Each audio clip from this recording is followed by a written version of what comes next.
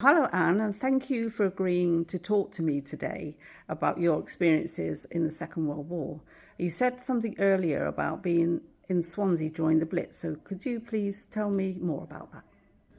Well, I was born in London and I moved to Swansea when I was 4, and then I was there for a few years, and every night I'd have to go to bed in a dressing gown, slippers, and we had area shelters right across the row of houses, and I spent every night there.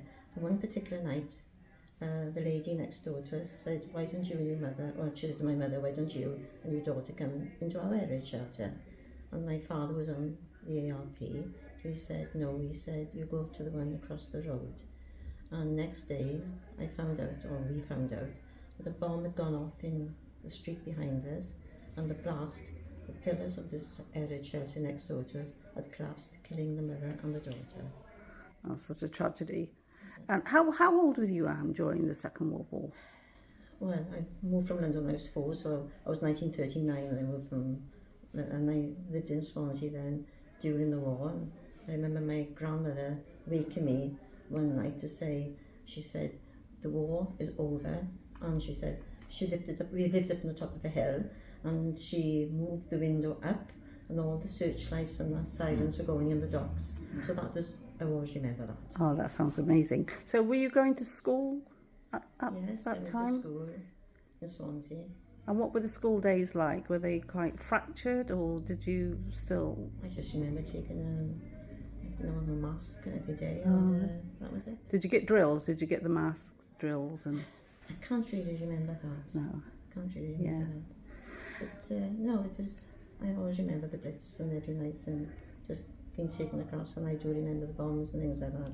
Yeah. And I say my father was in the ARP. His 2 brothers were as well. And then my father then had a job up in Oxford. He was a clerk of works for the prisoner of war, German prisoner of war. So I used to get many things from them that they say handmade and things like that. That was good. That's interesting because not too far away from here we have Island Farm at Bridgend, which was a prisoner of war camp. Yes, yeah. And I'm going to talk to you a little bit now about rationing, and then I've got 2 other ladies who are going to come in with me on rationing. Obviously, rationing started in 1939 and continued until 1954. So what's your memories of rationing? I can't really remember a lot of the rationing. I lived with my grandparents for 4 or 5 years, and they were so good with me. They really ruined me. They were as good as gold. So I honestly don't remember too much about the rationing. I never seem to have gone without anyway. That's lovely. But I did remember the camp coffee down there, which my grandfather wanted me to have, and I couldn't stand it. I do remember that. But I can remember my grandma having camp coffee, and that was years and years after the war. Yeah. Okay, so I'll move on to Iris now. And how old were you when war broke out, Iris? Well, I was born in 1942, so the war was up. It had just finished, I think, 1944. But 10 years later, we just came out of rationing, so you would have been 13. Oh, yeah, so you must have some memories of rationing. Oh, yes, we rationed with eggs and butter. We only had a small slither in the butter. We had to go round because I had a mother and father, obviously. And then we had bacon. My father used to get the bacon, and then they used to slice it in the pantry. Probably paper thin. Yeah, very paper thin. Because we had a pantry, and it was all in, that sort of thing. And the eggs, I remember, because they were always in a tub, and I used to have to scoop it out there, like dried eggs. Powdered egg. Powdered eggs. That was very popular. And my mother used to do obviously cooking. She cooked cakes and everything. But that type of thing you remember quite a lot of. I know at some point in the early 50s, the government tried to ration bread, and there was an uproar from all the housewives and mothers. So can you ever remember when bread was rationed? It wasn't rationed for very long. They had to bring it back out. I can't remember bread being rationed. Yeah. Staple, isn't it? Yes, it is. Okay, and then... Judith. And here we have Judith. So Judith, how old were you in the war? I was born on the 4th of July 1944.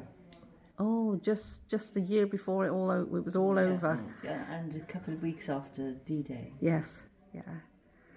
So obviously you got 10 years of rationing on the back of that. So what can you tell me about rationing that you can remember as a child? The thing I can remember most is my mother getting some dried fruit and giving the dried fruit as sweets, really. Yeah, I don't think dried fruit wasn't on ration. I can remember that. I've literally got a booklet on everything that was on ration, Yes. and dried fruit wasn't one of them. Yes. Nor was treacle. Our fathers used to have a garden, and they used to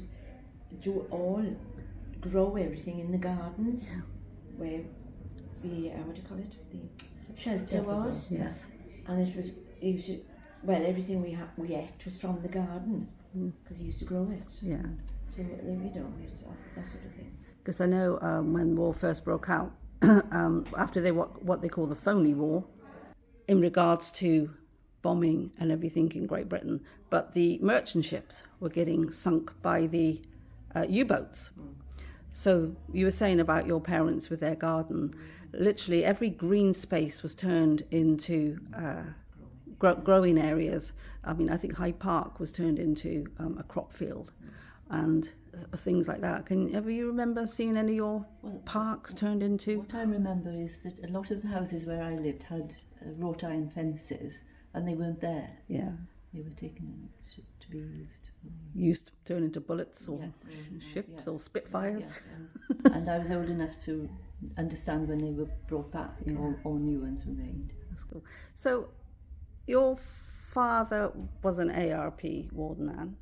Yes, in the evenings. Yeah. When I used to go there. Iris, what did your dad do in the war? My dad was in the colliery, but he was also doing this voluntary. Yeah. You know, they go around the streets, don't they? But Yes. that was before I was born. Yeah. So he went to the colliery then, and he was in the colliery for 40 odd years. And Judith, what did your dad My do? father was a bus driver, and his buses were being used for the collieries, and he was a special constable as well. And did your mothers play a role in the My war mother, effort? Yeah, she went to London looking for work, and my father went up there as well, but they didn't like it, so they came back to Wales before I was born, obviously. But he went in the college. My mother didn't work at all. My father was a worker. Looking after the family. Yes, Yeah. And your mother? No, Judith? I Family. had an older sister. Yeah. She stayed. Iris? Anne, sorry. Well, my mother had to stay with me because my father was working up in Oxford, so Yeah. I didn't see him very often, only occasionally when you could get home for the weekend. But No, it was. Well, thank you very much, ladies. That was very informative. I hope you enjoyed it. I haven't said anything to the sweet. Probably my fault. I talked to everybody. No, and I call everybody by the different name. But But it's thanks. interesting. It is nice to hear that, you know. Yes. Yes. Yes. What you're doing is excellent, isn't it? Yes, I think so. Thank you.